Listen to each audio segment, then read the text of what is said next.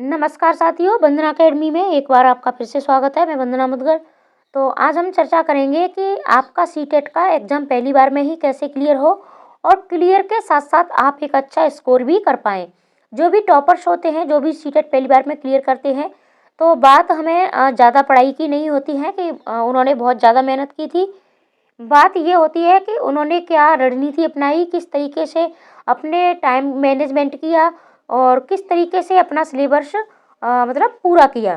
तो इस सब पर हम चर्चा करेंगे। वीडियो के लास्ट तक आप अवश्य बने रहें। जो भी लोग पहले असफल हो चुके हैं वो ये वीडियो अवश्य देखें, ठीक है। तो चलो शुरुआत करते हैं।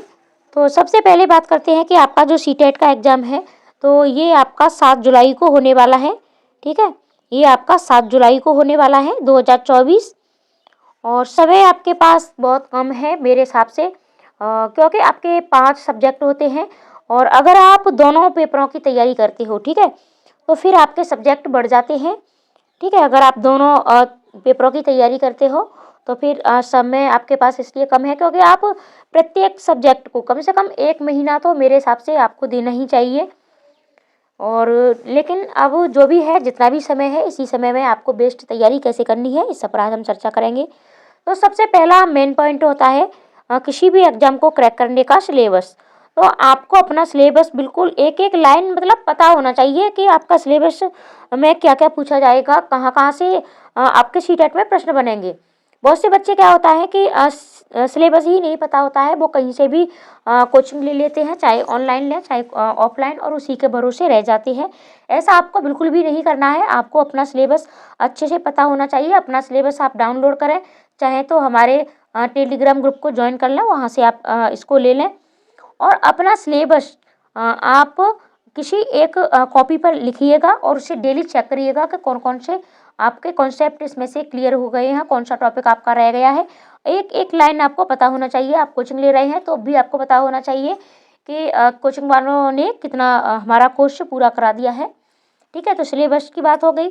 फिर है आपका सीटेट के लिए, ठीक है। सीटेट अगर आप चाहते हो कि आपका सीटेट पास हो जाए तो एनसीईआरटी बुक्स आपको अवश्य पढ़नी है। अगर आप पेपर फर्स्ट की तैयारी कर रहे हो तो फिर आपको ईवीएस के लिए, ठीक है, ईवीएस के लिए 1 से 5 तक की बुकों को अवश्य पढ़ना है।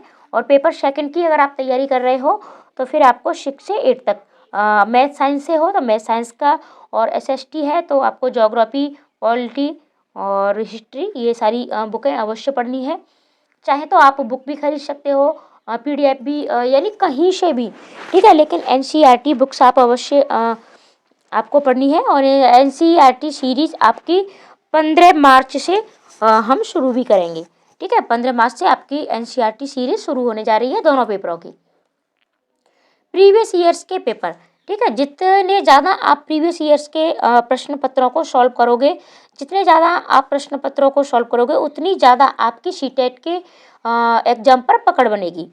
क्योंकि पेडागोजी पर पकड़ बनती है, प्रश्नों का लेवल पता चलता है, प्रश्न किस तरीके से पूछे जाते हैं ये भी आपको पता चलता है। फिर आप मान के चलिए आपने जैसे कोई टॉपिक पढ़ा है, ठीक है, आज आपने जीन पियाजे को पढ़ा है, ठीक है, जीन पियाजे को पढ़ा है, तो फिर आप जीन पियाजे से आपके सीटेट में प्रश्न किस तरीके से पूछे जाते हैं, तो जीन पियाजे के जितने भी प्रश्न हैं आप प्रीवियस ईयर्स के प्रश्न पत्रों में से उनको ढूंढिएगा, उनको सॉल्व करिएगा, ठीक है। आपने समावेशी शिक्षा पढ़ी है तो समावेशी शिक्षा के प्रश्न को आप देखिएगा प्रीवियस ईयर्स में। और अगर आप इस तरीके से नहीं कर सकते हो तो पहले आप कॉन्सेप्ट अपना पढ़िए, टॉपिक बाई टॉपिक अपना क्लियर करिएगा। टॉपिक एक एक टॉपिक क्लियर करने के साथ साथ आप प्रीवियस ईयर्स के प्रश्न पत्रों को अवश्य सॉल्व करिएगा। और बहुत सारे प्रश्न पत्र भी हैं आपके पास। और ये सीटेट जो आपका जुलाई में होने वाला है, ये आपके लिए इसलिए भी खास है क्योंकि आपके पास 2011 से लेकर के और 2024 तक की, ठीक है, प्रश्न पत्र है कि, और आपको इससे पता चलता है कि किस तरीके से प्रश्न पूछे जाते हैं और 2011 से लेकर के 2024 तक क्या क्या चेंजिंग हुई है। और इसके बाद 7 जुलाई के बाद जो भी आपका आगामी सीटेट है तो इसमें आपका सिलेबस भी चेंज होने जा रहा है, बोर्ड भी चेंज होने जा रहा है। अगर आपका ये इस बार सीटेट क्लियर नहीं हो पाया तो फिर आगे आपको दिक्कत हो सकती है। तो एनसीईआरटी बुक्स अवश्य पढ़िएगा और प्रीवियस ईयर्स के प्रैक्टिस सेट अवश्य लगाइएगा। और अगर आप इन सबको नहीं लगा सकते हैं तो आप 2018 से, ठीक है, 2018 से लेकर के और 2024 तक आप प्रश्न पत्रों को अवश्य लगाएं। और ये भी आपका जो 21 जनवरी को 2024 को एग्जाम हुआ है, इस प्रश्न पत्र को आप अवश्य देखें, क्योंकि इसमें थोड़े से प्रश्नों में मतलब लेवल बढ़ा दिया है सीट आयोग ने। ठीक है, तो इसमें आपका प्रश्न मतलब थोड़े से हार्ड पूछे गए थे। तो और फिर बात करते हैं प्रमुख शिक्षण विधियाँ।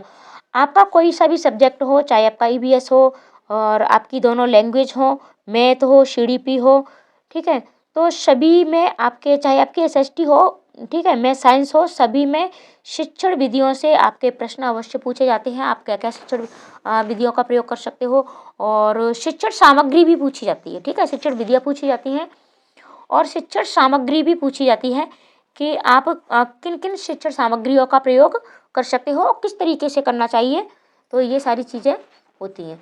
अब बात करते हैं कि थोड़े जो भी नए कैंडिडेट हैं सिलेबस की।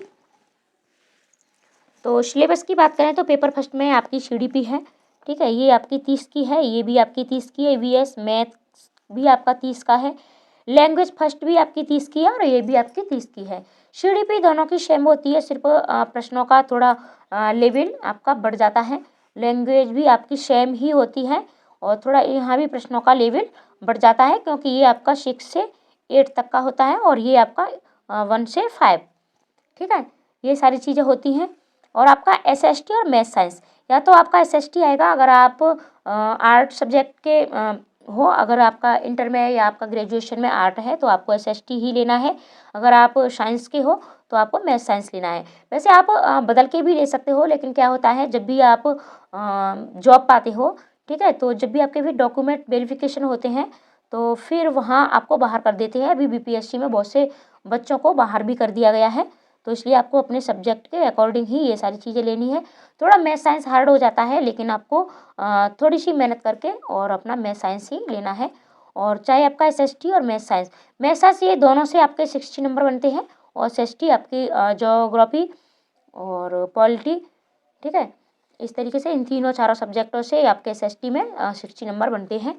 तो ये आपके कुल मिला के आपके 150 प्रश्न होते हैं और 150 प्रश्नों में आपको 150 मिनट भी दिए जाते हैं।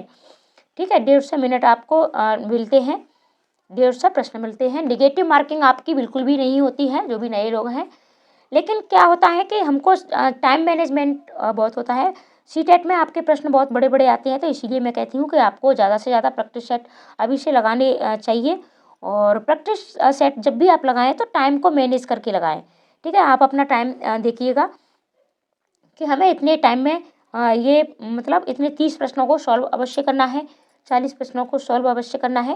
क्योंकि सीटेट में बहुत से बच्चे क्या करते हैं कि प्रश्न जब भी सॉल्व करते हैं तो वो 110 से 120 प्रश्नों तक ही पहुंच पाते हैं, बाकी के प्रश्नों तक वो नहीं पहुंच पाते हैं और उनका स्कोर 80 से 89 के बीच में अटक जाता है। और जनरल में 90 नंबर चाहिए होते हैं और वो क्लियर नहीं कर पाते हैं। सोचो जो बच्चे 89 पर जाकर के अटकते हैं उनको कितना दुख होता है। मेहनत तो करते हैं लेकिन टाइम मैनेजमेंट नहीं कर पाते हैं, सिर्फ टाइम की ही बात होती है। अब मैं थोड़ा आपको बता दूं कि जैसे आप बात करते हैं हम सीडीपी की, तो सीडीपी के मैं आपको कुछ मेन पॉइंट बताती हूँ। और ये मेन पॉइंट आपके सिर्फ सीडीपी में ही नहीं, आपके बाकी सब्जेक्टों में भी मतलब जुड़े हुए हैं। तो इसलिए मैंने ये उठाए हैं कि ये आपके भाषा में भी पूछे जाते हैं, आपके मैथ में भी पूछे जाते हैं, आपके ईवीएस में भी पूछे जाते हैं और सीडीपी में तो ये आपके पूछे ही जाते हैं। जैसे आपकी विकास की अवधारणा है और इसी तरीके से आपको प्रत्येक अपना टॉपिक पता होना चाहिए। ठीक है, विकास की अवधारणाएं हैं आपकी, डेवलपमेंट है, बच्चे का डेवलपमेंट किस तरीके से होता है ये मतलब आपको क्लियर होना चाहिए। जीन पियाजे वाइगोत्स्की कोहलबर्ग से आपके सीडीपी में प्रश्न अवश्य पूछे जाते हैं और इसके साथ साथ ही जीन पियाजे और वाइगोत्स्की से आपके भाषा में और गणित में भी प्रश्न अवश्य पूछ लिए जाते हैं। तो इन तीनों मनोवैज्ञानिकों को आपको अपना क्लियर करना है। आपका सीसीईए यानी सतत व्यापक मूल्यांकन, इससे भी आपके प्रश्न बनते हैं। आरटीई एक्ट 2009 निःशुल्क एवं अनिवार्य शिक्षा, एनसीएफ 2005 से भी आपके प्रश्न बनते हैं और ये प्रश्न आपके सिर्फ सीडीपी में ही नहीं हर जगह मतलब प्रत्येक सब्जेक्ट में पूछे जाते हैं। समावेशी शिक्षा से भी आपके प्रश्न अवश्य पूछे जाते हैं। जेंडर रूढ़िवाद शास्त्र भी आपके प्रश्न, ये आपका ईवीएस में भी आपके प्रश्न अवश्य पूछ लिए जाते हैं। मान के चलिए आपका 1-1 नंबर अगर प्रत्येक सब्जेक्ट में आता है इनसे, तब भी आपके 5 नंबर हो जाते हैं। अधिगम अक्षमताओं से आपके सीडीपी में भी पूछे जाते हैं प्रश्न और आपके भाषा में भी पूछे जाते हैं। अधिगम अक्षमताएं क्या होती हैं? जैसे आपकी डिस्ग्राफिया है, डिसलेक्सिया है, अफेजिया है, ये सारी आपकी अधिगम अक्षमताएं होती हैं। तो टॉपिक बाई टॉपिक आपको ये सारी चीज़ें अपनी क्लियर अवश्य होनी चाहिए। जैसे बात ईवीएस की करते हैं, ठीक है, पेपर फर्स्ट के लिए। और पेपर फर्स्ट के लिए अगर हम बात ईवीएस की करते हैं तो आपको एनसीईआरटी बुक्स अवश्य पढ़नी है। अगर आप एनसीईआरटी बुक्स नहीं पढ़ोगे तो फिर मत कहना कि मैम हमारा क्लियर नहीं हो पाया। बिना एनसीईआरटी बुक्स पढ़े हुए ईवीएस में आपको मतलब 30 में से 30 मतलब नंबर नहीं आपको मिलेंगे। मेरा कहना ये है कि आपको एनसीईआरटी अवश्य पढ़नी है, चाहे आप बुकों से पढ़ें, पीडीएफ से पढ़ें, चाहे हमारी वीडियो भी देख सकते हो। और 15 मार्च से आपकी सीरीज़ शुरू हो रही है एनसीईआरटी की, और अभी भी आपको एनसीईआरटी की प्लेलिस्ट में जाकर के आप अवश्य देख सकते हो। ईवीएस की सारी वीडियोस पड़ी हुई हैं। शिक्षण विधियाँ भी आपको देखनी है, प्रैक्टिस सेट अवश्य लगाने हैं। और शिक्षण विधियाँ आपकी यानी सभी में पूछी जाती हैं। मातृभाषा भाषा की बात करें तो अगर आप हिंदी भाषी हो तो आप सेकंड भाषा में, ठीक है, भाषा सेकंड में मेरे हिसाब से संस्कृत को चूज़ करें, संस्कृत को चुनाव करें, क्योंकि संस्कृत थोड़ा हिंदी से ही मिली हुई होती है। आपके इसमें ग्रामर बेस कुछ भी नहीं पूछा जाता है। आपकी कुछ शिक्षण विधियाँ आती हैं, शिक्षण विधियों के अलावा आपके मतलब पैराग्राफ आते हैं, और पैराग्राफ के लिए आपको ज़्यादा से ज़्यादा प्रैक्टिस सेट ही लगानी है। मातृभाषा बच्चे की से प्रश्न आपको अवश्य पूछे जाते हैं। मातृभाषा का क्या रोल है, भाषा की त्रुटियों का क्या रोल है, बच्चे क्या त्रुटियाँ करते हैं, बहुभाषिकता क्या होती है, शिक्षण विधियाँ हैं आपकी। तो इस तरीके से आपके ये प्रश्न पूछे जाते हैं।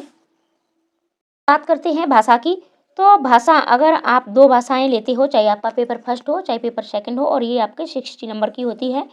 और इस 60 नंबर में से मैं तो ये कहूँगी कि वैसे तो 60 में से 60 ही नंबर आते हैं बच्चों के बहुत कभी कभी, लेकिन आप कितना भी कम करते हो फिर भी आपके 50 नंबर आसानी से आते हैं।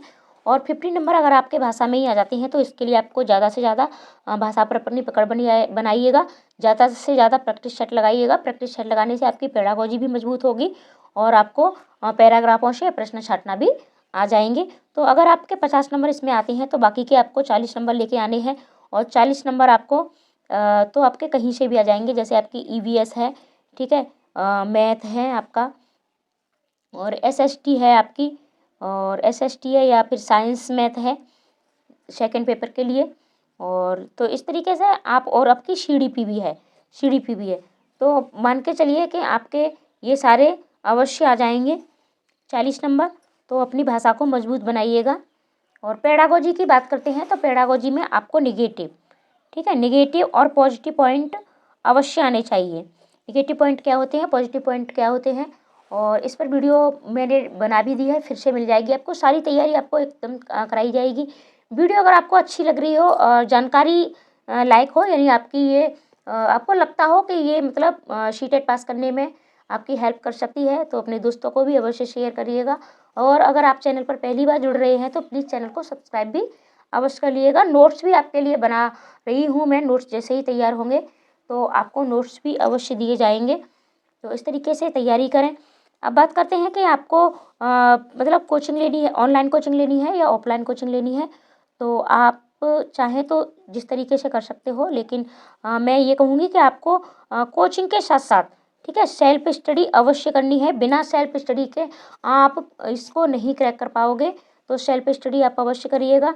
अब बात करते हैं कि मतलब मैंने अभी आपसे बोला था कि टाइम आपके पास बहुत कम है, ठीक है, क्योंकि आपका जो पेपर है ये जुलाई में होने वाला है।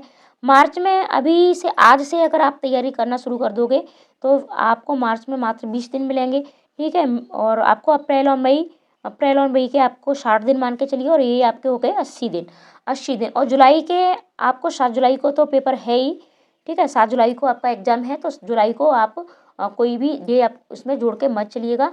और जून को, ठीक है, जून के आप पूरा महीना अपने प्रैक्टिस के लिए और रिवीजन के लिए रखिएगा, ठीक है। जून के महीने में आपको ज़्यादा से ज़्यादा प्रैक्टिस सेट लगाने हैं, और ज़्यादा से ज़्यादा आपको क्या करना है, मतलब रिवीजन करना है जो भी आपने पढ़ा है। क्या होता है कि हम सिर्फ पढ़ते जाते हैं, तैयारी करते जाते हैं, लेकिन हम उसका रिवीजन नहीं करते और मतलब प्रैक्टिस सेट नहीं लगाते, तो फिर भी सीटेट क्लियर करने में थोड़ा दिक्कत हो जाती है। ऐसा बिल्कुल भी नहीं है, बहुत से लोग कहते हैं सीटेट में कुछ भी नहीं पढ़ना होता है, ऐसा कोई भी एग्ज़ाम नहीं है जहाँ नहीं पढ़ना होता। मानती हूँ मैं कि सीटेट आपका समझ के पर आधारित है, लेकिन इस समझ को भी लाने के लिए आपको पढ़ना तो पड़ेगा ही। कहाँ-कहाँ से प्रश्न बनते हैं, किस तरीके से प्रश्न बनते हैं, उन कॉन्सेप्ट को पढ़ना पड़ेगा। और ये सारी चीज़ें आपने अभी तक जो डीएलएड किया है, बीएड किया है, जो भी आपने बुक खरीदी है वहाँ से पढ़ लीजिएगा, या फिर आप प्रीवियस ईयर्स के लिए सीटेट की साइट पर जाके प्रश्न पत्रों को डाउनलोड कर सकते हैं और वहाँ से आप मतलब उसकी आंसर की भी डाउनलोड कर सकते हैं। हमारे टेलीग्राम ग्रुप से भी डाउनलोड कर सकते हैं, या फिर आपको यूथ पब्लिकेशन की एक बुक आती है प्रैक्टिस सेट, उसमें सारे प्रश्न पत्र दिए होते हैं, उसे आप लीजिएगा और उसको लगा सकते हो। और जो भी बुक आपको अच्छी लगे वहाँ से पढ़िएगा और अपने मतलब तैयारी आपको कम से कम डेली आपको 4 से 5 घंटे अपनी तैयारी को अवश्य देने हैं, क्योंकि आपके पास मान के चलो अगर आप दोनों एग्जामों की तैयारी करते हो तो आपके पास 7-8 सब्जेक्ट हो जाते हैं, ठीक है। और एक पेपर की तैयारी करते हो तब भी आपके पास 5 सब्जेक्ट हैं, और 5 सब्जेक्टों की तैयारी के लिए आपको 5 घंटे तो अवश्य देने हैं, 1-1 घंटा। लेकिन आप 1 घंटा नहीं दे सकते हैं तो अभी आपसे कम से कम 4 घंटे का टाइम तो अवश्य दीजिएगा सभी के लिए। आप इस तरीके से पढ़ सकते हो कि आप मतलब 2 दिन सिर्फ सीडीपी पढ़ते हो, 2 दिन हिंदी पढ़ते हो, जैसे आपको टाइम मैनेज हो उस तरीके से आप पढ़िएगा, लेकिन मन लगा के पढ़िएगा, अपने माँ बाप का सपना साकार करिएगा। और एक चीज़ मैं आपको और बता दूँ, ठीक है, अगर आप ये जुलाई का जो एग्ज़ाम है, ठीक है, तो इसको सीटेट को क्लियर करने के बाद आपको बहुत सारी बड़ी-बड़ी वैकेंसियाँ देखने को मिलेंगी। जैसे आपको केवीएस है, ठीक है, बीपीएससी की आपको तैयारी बीपीएससी ने तो अभी से बोल दिया है आपको, बीपीएससी आपको ट्री 4 की वैकेंसी आपको देखने को मिलेगी, और ये तो 1 लाख पदों पर भर्ती है। आपको जब तक आपका सीटेट क्लियर नहीं होगा तब तक आप कोई भी भर्ती नहीं देख सकते हो। डीएसएसबी की है और आपका यूपी में भी वैकेंसी आ सकती है, और बहुत सारी वैकेंसी है जहाँ भी वैकेंसी निकल सकती है आपकी, लेकिन आपको सीटेट अवश्य चाहिए। ईएमआरएस की भी भर्ती आपकी अभी आई है, तो जहाँ भी आपका सीटेट क्लियर नहीं है, और हाँ, जो भी बच्चे असफल हुए हैं तो मैं उनके लिए भी आपको बता दूँ, थोड़ा भूल जाती हूँ, वीडियो लंबी हो रही है इसलिए मैं थोड़ा जल्दी में हूँ। तो आप ये देखिए कि आपका कौन सा सब्जेक्ट वीक है, ठीक है। जो भी आपका सब्जेक्ट वीक है उस सब्जेक्ट पर आप अपना अच्छे से ध्यान करिएगा। जहाँ जहाँ गलती हुई है, आपकी पेडागोजी कमज़ोर थी, ठीक है, या फिर आपका कंटेंट कमज़ोर था, जो भी सब चीज़ आपकी कमज़ोर थी आप उस पर अपनी पकड़ बनाइएगा और नेगेटिव पॉजिटिव पॉइंट आप अवश्य रखिएगा। और सबसे ज़्यादा है तो अपने टाइम को मैनेज करना सीखिएगा। आप प्रीवियस ईयर्स के प्रैक्टिस लीजिएगा, प्रश्न पत्रों को लीजिएगा और टाइम फिक्स करके इसको सॉल्व करें, ठीक है। प्रीवियस ईयर्स के प्रश्नों को आप टाइम फिक्स करके सॉल्व करें। तो अगर इस तरीके से आप सॉल्व करते जाओगे तो फिर आप जल्द से जल्द प्रश्नों को सॉल्व करना सीख जाओगे। तो ये कुछ जानकारी थी मेरी तरफ से। आशा करती हूँ वीडियो आपको अच्छी लगी होगी, तो आप भी लाइक कमेंट अवश्य करें और वीडियो को ज़्यादा से ज़्यादा शेयर करें। धन्यवाद।